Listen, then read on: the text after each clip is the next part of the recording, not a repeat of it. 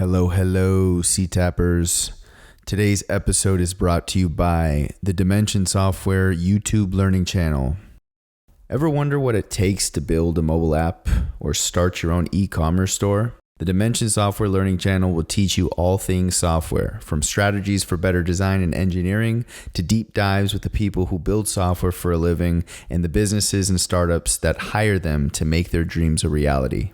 If you, our amazing listeners, have any questions regarding your own ideas or businesses, Dimension Software is providing free 20-minute consultations to discuss anything you'd like. Feel free to email hello@dimensionsoftware.com. That's HELLO@DIMENSIONSOFTWARE.com directly, and someone from their team will get back to you stat to get the ball rolling. And now, let's get on with the show.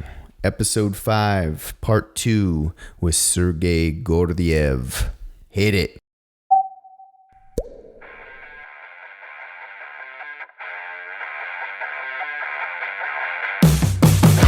Welcome to the Call to Action podcast, where we bring you incredible people and even more incredible stories with discussions and topics about what it takes to sacrifice everything to overcome hardships and failures to achieve success. Our guests heard the call. Now it's your turn. So they turn to NatGeo and they go to NatGeo and they go, hey, who do you have on Russia? And like 2 sentences in, the guy that I interviewed with, he's like, you got to meet Sergey. So that's how I got that job. Like just ultimately by being kind to another human being, right? So what's the lesson in that?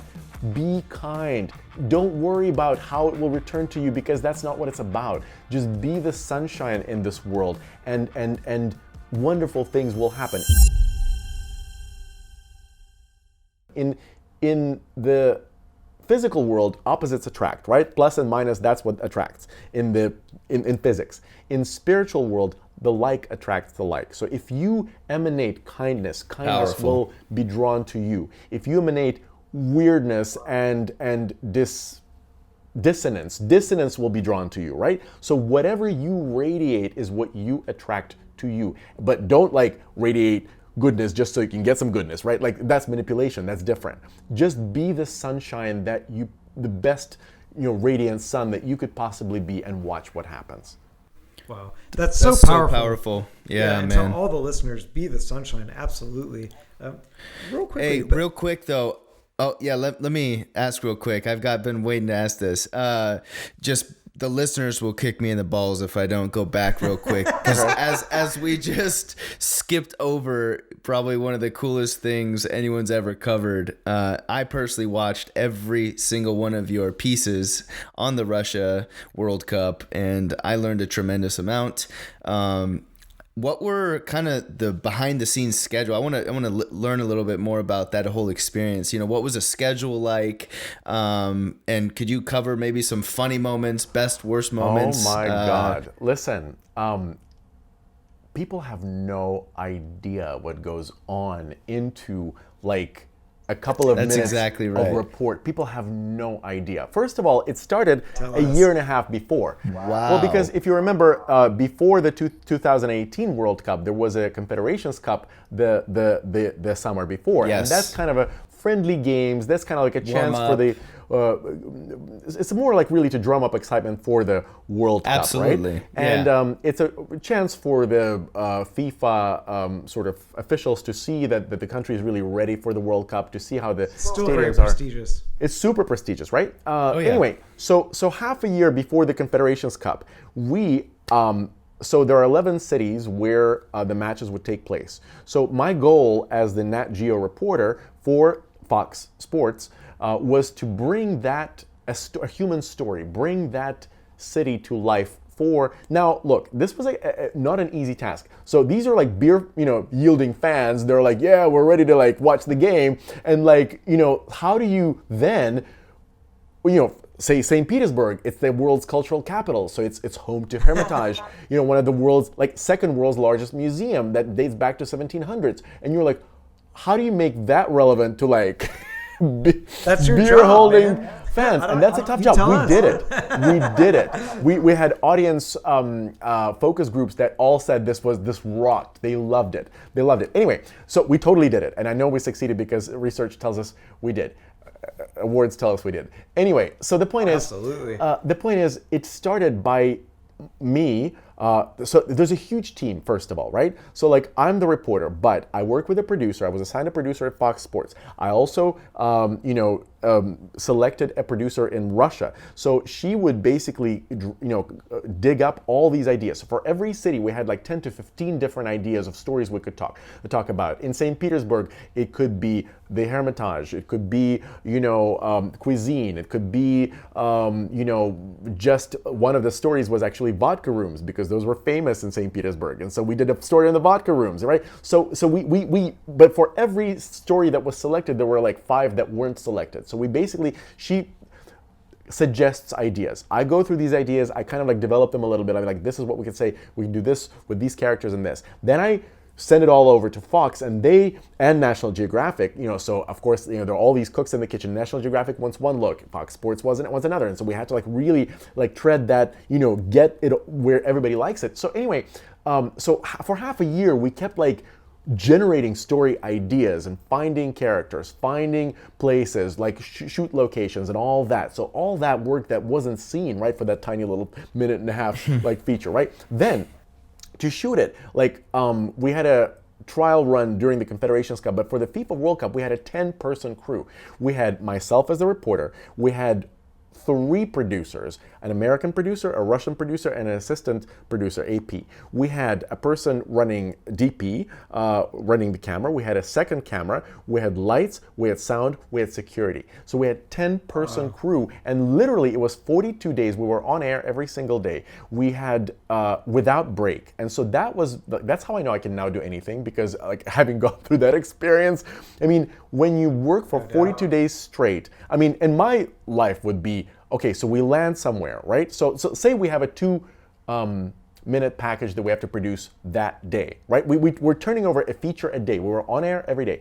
So we would land in a city. We would basically like parachute onto a location. We would immediately start, we would get our characters. I would start interviewing them while the video guy like goes around and starts shooting B-roll, which is, another technical word for like videos you could show as part of the package, as part of the video segment. And I would then have to try to like ask questions in, as an interviewer, because you can only use like 10, 15-second segments in each one, right? So I would have to come up with these questions and really direct the person to give us answers that we could use in these tiny little slots. Then I would have to do what's called a stand-up. That's when on location, the person who's on camera, I was on camera, so I had to choose a location and to say something as part of the story, that would be interesting enough to actually be usable in a script that I would later write, but generic enough where it could be kind of placed anywhere based on how the story develops, because we don't know how it will develop. We don't know what the person will say. We don't know what we'll learn. Is this all in English? This is all in English. And we'll put the link in the show notes. Yes, I'm very proud of them. To the I think everybody will enjoy it.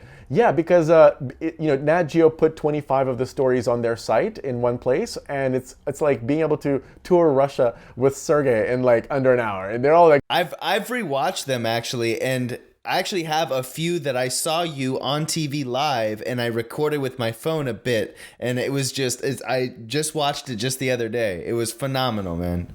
Thank you. It's Thank you. just That means phenomenal. a lot. A lot of work went into that. So we would do this. So like, and then you have to write the script as you're going along, as you're on camera. You have to look good. You have to look rested. You have to like not look like with bags under your eyes. You have to actually not look sweaty and tired. Meanwhile, you're on the plane all the time. So you sleep 4 or 5 hours a day. You hit the ground running. Then you take the footage that you shot. You go back to the hotel. You start translating, because the interviews were in Russian. I translate the interviews. I transcribe the interviews. I choose the bites that we use. I write the actual script, then I voice the script, we throw it all at the editor, we plan with the producers what the next day is like, we go to sleep for a few hours, or we get on a plane and fly, and then wake up in another city, and we do it all again the next day. And we did this for 42 days straight. I mean, at the end of people were like dropping with exhaustion, people were being sent back home early, so that's, that's what we ended up doing. Yeah. Do you have any funny moments that happened there that were just like completely outrageous, like or strange? Or listen, it's whenever you crisscross a foreign country, with 10 people, half of them Russian, half of them American, all over, changing cities every day, there are bound to be some funny moments. I mean, look,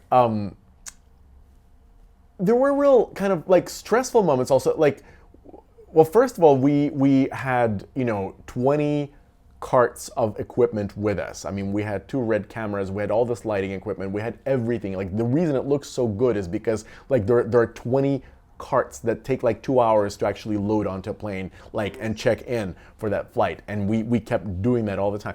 One time, one of the pieces we did was in Sochi, and we had this piece in mind about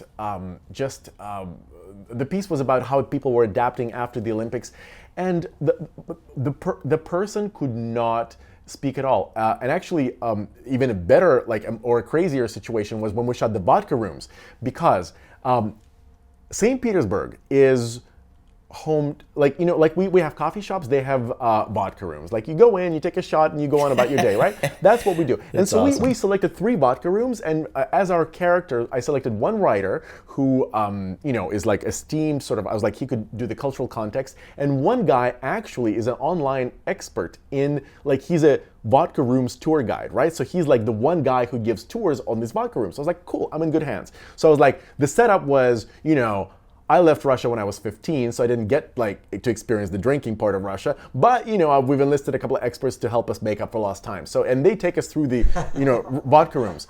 So the Vodka Rooms guide got so nervous that he was being shot on National Geographic. He was pissed drunk. He was not able to put 2 words together. He was like, literally, he could not complete a sentence. And I was like, oh, that's me in an hour. And that's horrible. And then the writer was so flowery with his words, and I was like, there's no way for us to actually use any of what he's saying because it's so long. It's unusable. It's like a minute and a half piece, and we have to cover 3 locations. And I was like, shit, what do we do? And so quite literally, I went into an overdrive mode. I literally wrote out exactly what everybody had to say, and I would hold the person, the guide. I was like, say this, So we literally it was, we took take after take after take after take of him trying to say the 3 words I would have him say, because then it was just a nightmare. And the interesting moment was in the first vodka room, we kept doing, and the camera guy always keeps taking different, especially if you get a perfectionist, always the different shots. Oh, I didn't get the shot. I didn't do this. I did this. Do this now. Do this now. Now with this light. And so I was sitting there Which is okay. A shot for you. And I was like, vodka. I was like this, like this, like this. Every time. So, basically, I realized at one point that I haven't eaten all day, that I just took 7 straight shots of vodka because the camera guy could not. What are you complaining about? Listen, that was one of 2 things we had to shoot that day. What I'm complaining about is the fact that... And it was the first one? It was the Who first... planned that? Listen, I realized that I just had 7 shots of vodka in me on an empty stomach, and we had 2 more to go, and the people I was with were in no condition. Whoa. And professionalism. I pulled through. The second Hell thing... yeah, you did. The second, and it's a cool piece in the end. But the very last shot, I'm literally I'm not even, it's a slow-mo, because I couldn't even speak. I was so drunk at that point. I was just I was not even making sense. So we just had my voiceover over my super stupid drunk shot. Yeah. And we can link this up in the show notes. So you will see it. You will see that last shot, and you will know exactly what happened.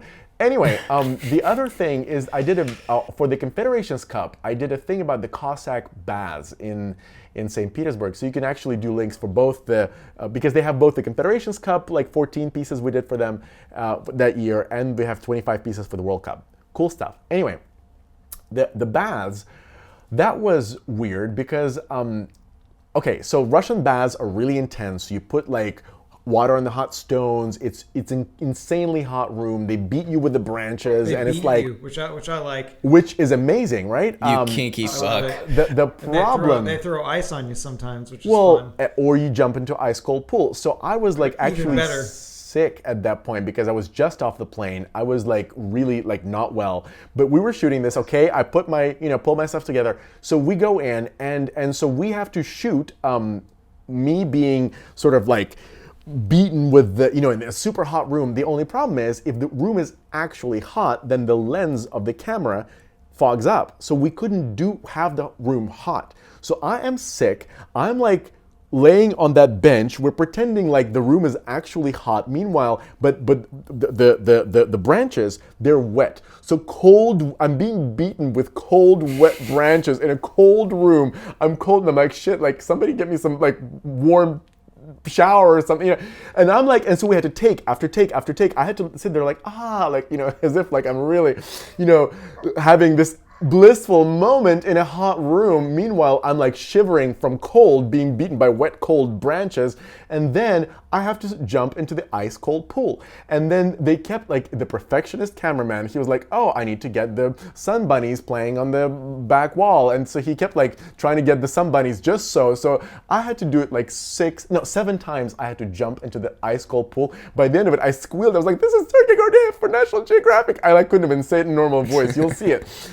And so in the end, like I was, and they would throw me in the hot shower in between takes just so that I could like speak.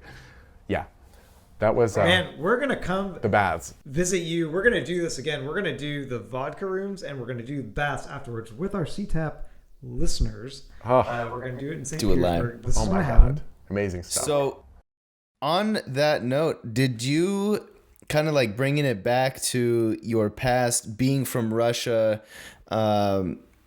Did you take away anything really impactful and powerful from that whole experience, being in Russia for the World Cup and feeling proud of your country for pulling something off so extravagant and so important to the world? And I don't know, did you change at all your perspective of the country you've left for so long, or was it just kind of another day in the office for you? Definitely not another day in the office. It has changed me. It doesn't transform me. I didn't become a different person, but it has enriched me. Everything we do, it becomes a permanent part of us. And as an aside, this is just a side note to everyone out there listening and to you guys, it's important what we take in. It's even more important what we shouldn't take in, because, think of it like a reservoir that you put things in, and whatever you put in stays there forever. You can't ever unexperience what you've experienced. You can't ever unhear what you heard, unsee what you've seen, expunge what you've taken in, right? Just like we wouldn't eat garbage, except when we eat garbage, our body can expel the garbage that we eat, and get rid of it. Our brain can't. So we have to be this is just kind of like a side note. Be careful what you take in. This is important. But whatever we consume stays with us forever. So your question is like, did it transform me? No, but it became a permanent part of me in a huge way. And here is the way in which it really enriched me and will always stay with me. I really felt it viscerally, the following, that just how alike we all are. We're so much more alike than we realize, or some people would care to realize, right? But at the same time, so we have the same desires. We all want to live a good life. We want to make a good living for us. We want to provide for our families. We want to have happy children. We want to like fight for our dreams and achieve what we want. Like, so people are really fundamentally the same, right? So we are not that different. So part of my reporting was to show that, just how not weird and not alien Russians are, right? But at the same time, in showing how same we all are, I kind of also realized just how unique we each are in our. So we have these same concerns, the same worries, same hopes and dreams, same love that we want or to give or want to experience or take, but we each are such a unique manifestation of a spiritual human being in this human form. And so it really gave me a respect. Like I always had this deep respect for human beings, but it just made me experience it in such a profound way. And that's what I tried to, in a lighthearted way, also deliver in my packages. Like if you watch them, you'll see that each one of them, there's an invisible thread that runs through all of them. And the thread is my love for people. And I was hoping to, in telling people's stories or like unfolding the characters or a characteristic of a certain city, it sounds corny, but my life's purpose, and specifically in these reports as well, I formulated to myself as awaken the love in the hearts of people. That's my mission. That's what I do in everything that I do. That's kind of like an underlying hope, right? To awaken love in the hearts of people, meaning the energy. Like, what's love? Love is energy. Love is an exchange of energy. Like when a positive charge of energy emanating, from a person to another person or being felt between people. It's a positive charge of positive energy, right? And so awaken people's hearts to the fact that like each person is divine, really. Like it's fascinating to see how we're all the same, yet we're all different, and showing those stories. So it didn't change me. It just deepened my love and respect for people, for every person on this planet, and specifically for Russia, because I love my country. I'm a proud Russian. I'm not Russian as in like Russians are great and Americans aren't. I'm both Russian and American by both culture and by citizenship, right? So I deeply, deeply love America for all the things that it has given me and inspired in me, and the spirit of entrepreneurship and the spirit of the values of freedom and democracy, and like the things that may not necessarily always manifest, but at least are at the core of this country, of the intention for this country to be, right? Yes. And I love Russia and Russian culture, and I love Russian soul and the spirit and the depth and the spirituality, all those things that arts. I love Russia. So, so my goal in all of this was to basically just show to people just so that they realize how awesome they each are, these cultures and so true. Yeah. That's a very healthy perspective. You see on these movies constantly the bad guy is Ivan, this Russian assassin that wears a Adidas jumpsuit and drinks vodka. Like, I'm really tired of seeing that narrative. I want to see what you're talking about. I would like to see somehow the union of the cultures, and that's no truer words have been spoken, especially in this time right now with the virus being so consuming of what everyone is. As you said, you can control what you take in and what you don't, and right now everyone's taking in the news and how this COVID-19 coronavirus is the worst thing that's ever happened, and it's all these. It is terrible. Don't get me wrong, but I think your perspective and really one of the reasons why having you on now, giving hope to the listeners through your story and just your positive personality is so critical. In that it's just what you take in and what you don't take in is so true. And with all the fake news stuff and all the someone's pushing an agenda, like I just wanted to give a different funnel of communication. And this is really important what you just said. The important and awesome takeaway from this is that you get to choose the type of experience you have in this life through what you pay attention to. So it's a very simple thing to conceptualize, actually, because think of, like, as an example, think of a dark room, right? And you have a flashlight, a beam of flashlight, right? So in this room, there's like furniture, there's chairs, there is maybe like dead bodies, there is whatever it is in this room, there is maybe a rose, maybe there's a pile of poop in this room. So you have the flashlight.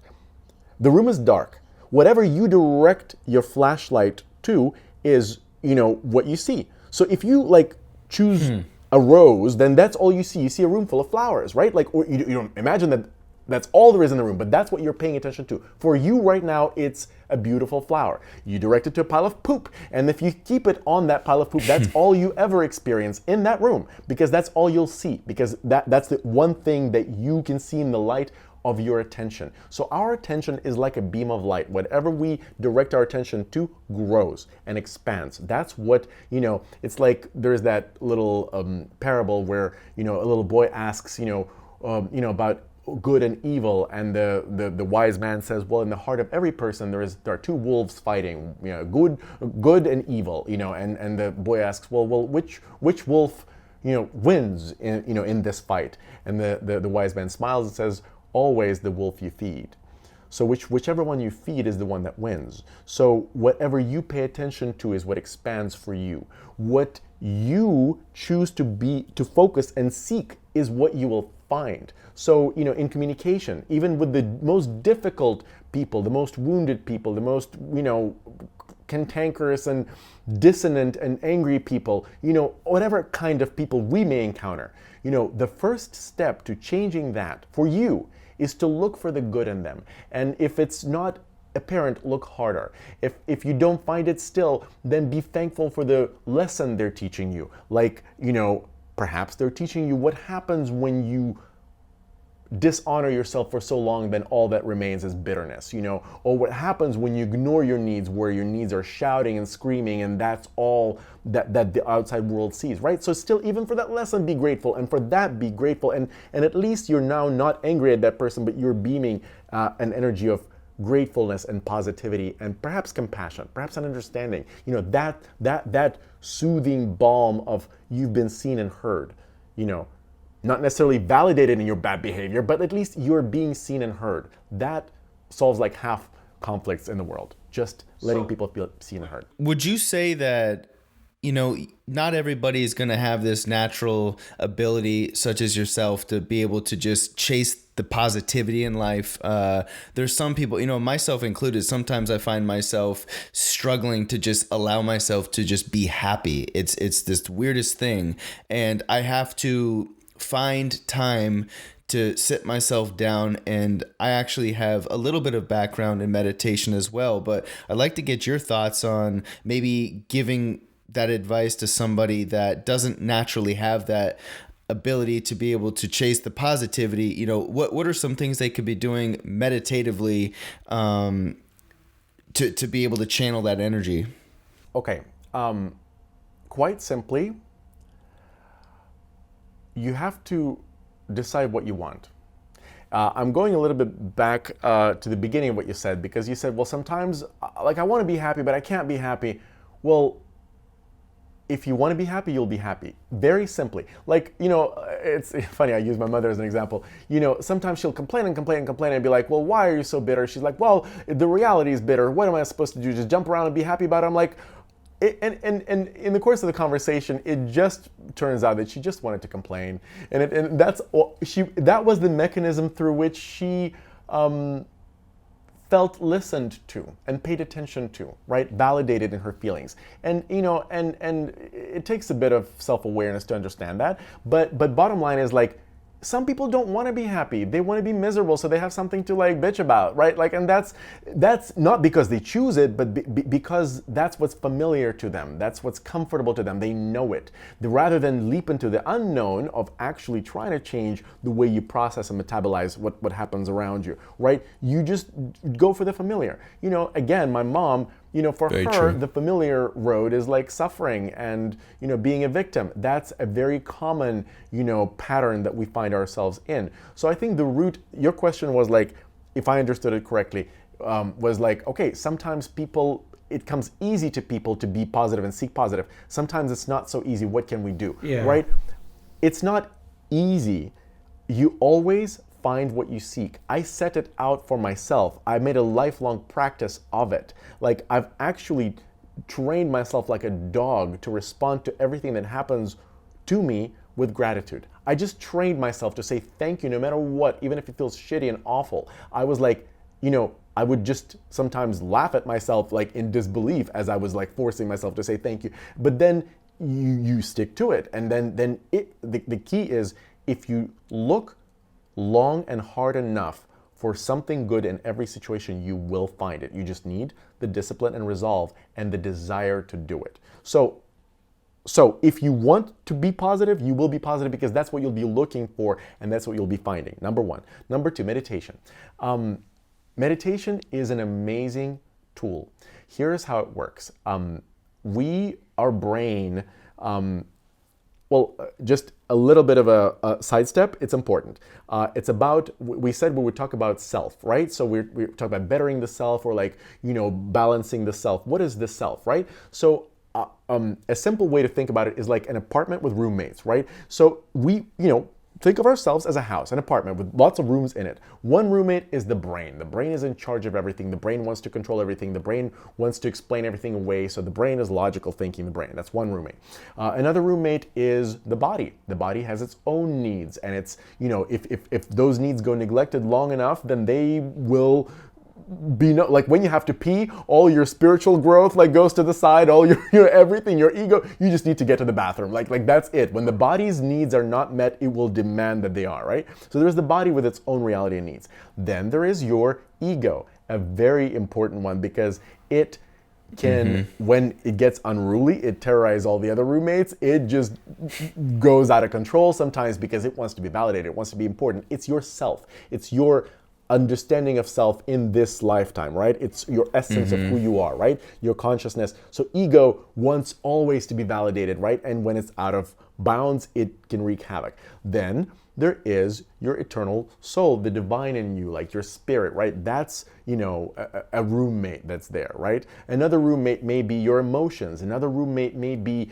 your inner child that was wounded when you were small, right? So all these parts of you, you're a community of these roommates. And if at any moment, like one of them goes like out of control and ego wants to just like, all the roommates are like hiding in their rooms and ego's out there on, on a rampage, if that's what it is, then you know how to deal with that person. If the, like the brain starts terrorizing everybody and be like, okay, I have to explain everything. It's not logical. And the emotions are like, well, but that's how I feel. And it's like, no, you don't get to feel anything. So understanding that the different parts of us, that we're not one person. And by the way, this helps explain when sometimes you want one thing and, but you also want another thing. How could it be? Well, the answer is that different parts of you may have different needs and different wants. Just being aware of that is super, super helpful in both dealing with yourself and with others. You asked about meditation. So one excellent and cool thing that meditation does is that when you basically get still, when you close your eyes, and the reason we close our eyes is because 80% of we take in information through our senses. We have 5 of them. We have the eyes, the smell, the taste, the touch, and hearing, right? So when 80% of all information comes through the eyes. So when we shut off a huge like fire hydrant of information coming at us, we basically cut off that stream of information that distracts us, right? So what we do is we get still. We cut off like hopefully the sounds, and we're not distracted by the sounds. Hopefully we're not doing this in a cold or hot environment where the body's like, I can't do this, right? Like, so we get everything in optimal sort of non-distracted state. And by being still, what that allows you to do is to balance all different parts of you. So if any part of you that has not been heard, or has not been validated, or has not been addressed, or has not been noticed, that will, if gone unnoticed or untended to, will like totally go out of control. Because when any part of ourselves is neglected, it demands to be seen, right? Or to be validated, or to be tended to. So it allows you to take a listen to yourself, to take an inner scan, right? And you don't have to be like actually scanning the different parts of your personality. No, that's not what meditation is about. It's about basically relaxing and trying to be in balance. I love Jane Fonda's saying when she says, we're not meant to be perfect, we're meant to be whole. And that means, what does it mean to be whole? It means to be in balance, where all those roommates feel seen and heard and validated and live in peace with each other.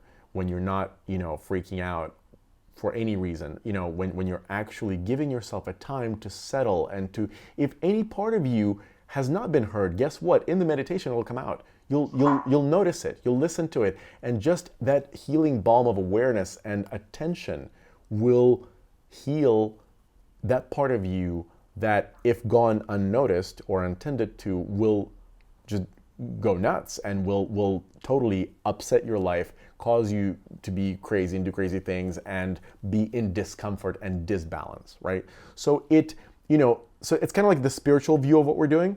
On a physiological level, quite simply, like, it's scientifically measured that it helps people with pain management. It helps people with hypertension. It helps people with, like, sometimes like with mental, and clearly, if it allows you to, like, normalize all the different parts of you, obviously it helps people with mental disorders as well.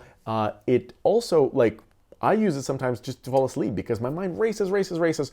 All I do is I shut my eyes, and if thoughts come, they will. The brain, only a dead brain doesn't produce thoughts, So thoughts will be there, but you engage. You don't engage with them. So it's not about not having thoughts. You have a living brain. But when thoughts come, they just like clouds that pass by. You notice them, you observe them, but you don't engage with them. You don't grab onto them. You develop that thought. Like, oh, that person. Well, he said that. Okay, he said that. Whatever. Or like, ooh, I should have said that. Oh, actually, I'm going to call him right after this meditation. Like, that's an engagement, right? So you don't engage with the thoughts. You just observe them, right? And that's what it's a neutral. It's a rest. It's a way for your body and mind and soul to reset, and that's why it has physical, tangible results for your body that are good, So you sleep better, you have less disease. Also stress. Stress is huge. It's like the leading cause. We have an epidemic of stress now. Coronavirus is not the only epidemic. Big time. Epidemic of stress, and that's a huge thing. It leads to all sorts of diseases, to cancer, to heart disease. The number one killer, I believe, is heart disease. Doctors. Cortisol. So what you do is this. We're always stressed / scared, and so we're always in fight or flight mode, where we have this low-grade inflammation that's happening because we're always in this, like, cortisol, adrenaline. We're like pissed off and stressed about something, right? And so that meditation helps diffuse that, because for a moment you disengage from that constant feeding of information that causes you stress and stress response, right? So you disconnect from that for a moment, and that heals you. It's good. It's a good thing. I use it as a major tool in my professional and personal life. Do you use any particular app like Headspace or Calm, or do you practice this? I practice mantra-based meditation that I learned in India. Before that, I literally was on Oprah and Deepak's app, where they have wonderful ones, and they're guided meditations where they kind of like talk you through. What they do is they give you a concept. They have different ones for good health, for good relationships. They make you think about certain things or how to contextualize it. They contextualize it. So what they do is they give you a mantra. It's also mantra-based meditation. Now, mantras are these words in Sanskrit that mean certain things, and they have been observed to not only, like, when you say it, the meaning of it helps you kind of chill, but also it helps it carries a vibration that has a healing effect on you, right? So you repeat a certain mantra to help you kind of get into a flow, then you stop, and then you're in silence. So the point of meditation is to be in silence, in deep silence, to disconnect from all of this. Anyway, and so that's how it works. You say certain mantras, then you observe a period of quiet and silence, then you end. That's it. So for me, that's how I do it. I use some mantras, some words in Sanskrit, to get me to a place of calm and quiet, and then I sit in the quiet, let the quiet do its healing work, and then my timer goes off and I go back to my life. How long do you meditate for daily? It's a good question, because honestly, it's like to ask, well, how long should you exercise or how long should you sleep? The answer is every body is different. Every person's body has different needs. Some people, like for me sometimes, and also at different times they have different needs. So for me sometimes all I need is like a 3-minute check back in with myself and I'm good, right? sometimes I sit there for an hour and I'd be like, oh, damn it, I'm not, Yeah. it's not doing it for me, So what most scientists recommend for people to, on average, to experience the benefit of meditation is a 20 to 25 minute period where, because it takes you 5 to 10 minutes to just settle, to Calm quiet, down. to Yes. quiet, for the brain to get used to the fact that these thoughts are not going to be developed, for you not to, for the brain to keep producing the thoughts, and you're like, okay, you're letting them pass, and the brain gets bored basically and stops producing thoughts, if you're not engaging with each one that it feeds you, right? So it takes 5 to 10 minutes to just basically quiet down and get into a state of like calm and quiet, and then say 10, 15 minutes in that state are really healing for you. That's what research shows. So if you can manage 20 to 25 minutes, that's awesome. But even if it's just 5 minutes of shutting the hell up, like sitting down and closing your eyes, that is better than nothing. Yeah.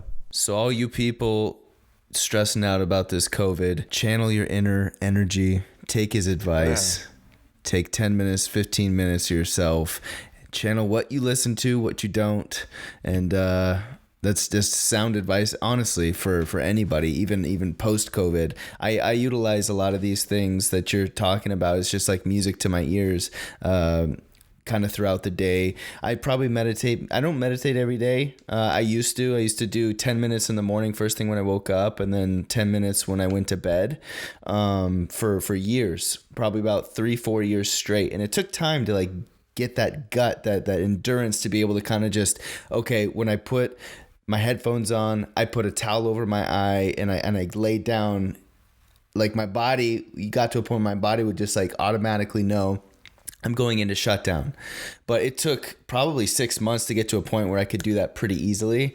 But my goodness, it's amazing advice. And we've had you on here for a good amount. It's late where you are, but as we wrap up, and thank you so much for just sharing everything. There's not enough time in the world to get through everything right now, especially with this. So we'll save it for next time for all the other things we didn't quite get to. But could we wrap up with a few takeaways for that hungry journalist, that young aspiring news anchor, podcast host, or just simply someone struggling to find purpose in life with their respective occupation? What are some things you would just like 3 pointers, just say this, and this, nothing else matters? What are those 3 takeaways you'd give advice to those people? Yes. So, like I said, there are lots of professional tips for a starting out journalist, but there are also things that will help anyone become their best self, right? And the first step always is to listen. You have to start by listening to yourself and trying to hear what you are trying to tell yourself. There are certain things that make you that spark a spark inside you, that make your heart beat a little faster, that light you up on the inside. Pay attention. Listening, you don't just listen with your ears. Listen with your heart, with your chest, with your gut, with your feelings, right? Like, how does your body change when you do that one thing that really lights you up? And then once you find that thing or a couple of those things that light you up, like physically a little bit, then those are the things that you should work on expanding. And don't worry about success, because success in terms of validation or being able to earn money with it, it's not about, like, when you die, and quite morbidly, we all will die. When we die, we don't think about like accolades or rewards or, oh, I had a great career. That's not what we think about. Like, almost invariably, there have been studies where people actually have, conducted this research. What do people really remember most when they are about to go, when they're saying goodbye to their lifetime here on Earth? Invariably, like almost every single person from different cultures, different upbringings, different ethnicities, different countries, they all said the same thing. The moments of true excitement and love for when they were doing something they truly loved, or moments spent with other people. So pay attention to those things that light you up. Don't go on autopilot, and don't get into a rat race for 15 years so that then once you go to a regional, assistant producer, then you jump markets, and hope to make it back to New York in like 15 or 20 years. Don't do that, because in the process, your soul may die, and you might never regain that light, that little pilot light of excitement that's in you. So the first step is 3 things, right? 1, just listen to yourself. And once you hear what it is that you hear, the second step is shower positive attention on it. Do it. Find any opportunity to do it, whatever it is. If you're a podcaster, do the podcasts for free for 15 years if you have to, but find the thing that doesn't feel like work. Then those 15 years that you do it, while you have a day job and that affords you the ability to do this, which is what you love, it'll be like a rest. It'll be the thing that will get you through that day job, right? And if you do it enough and with enough love, and it will yield results. Don't worry about results. So step 2, do that thing. Step 1, listen for the thing that lights you up. Step 2, do that thing. Find a way to do it, right? Like no matter what, no matter how,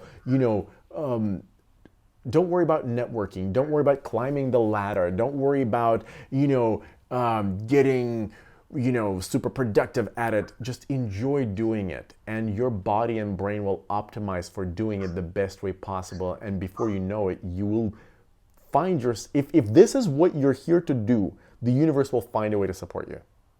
Simple as that. The third thing that, honestly, and it might be corny and cheesy, but honestly, joy. My third step is joy. And here's the reason that I'm very fascinated by the brain. Brain as a whole, another podcast or series of podcasts that we could, spend on. But very simply and briefly, our brain is a fascinating universe. Things happen in the brain that we have no idea about, right? Like researchers did this thing where, like, we say we are hosts to our brain, but meaning like we say my brain, but really it's kind of like we belong to the brain. It's more like that. That's what research is finding, because they did this thing where they gave a brain a task, and the brain solves the task. Then 30 seconds later, the brain kind of sends us the message, yeah, the task is solved. And then right after sends a follow-up message, yeah, you solved the task. So basically the brain is playing with us. The brain is a whole separate thing. But from what little we know about the brain, what we're discovering now, the idle time or just times of just enjoyment, right? Non-productive times, those are the times that yield moments of genius, moments of insight, moments that it's basically being lazy and mucking around and doing nothing. It's not like productive people look down on that because they say, oh, you're not using every second, to working towards that thing that you're supposed to be working on. My third piece of advice is let go of that crippling mindset. Allow yourself moments of idleness. Allow yourself moments of freedom when you're not gripped by solving something or doing something or making sure this is, you're using every second of every day towards your dream.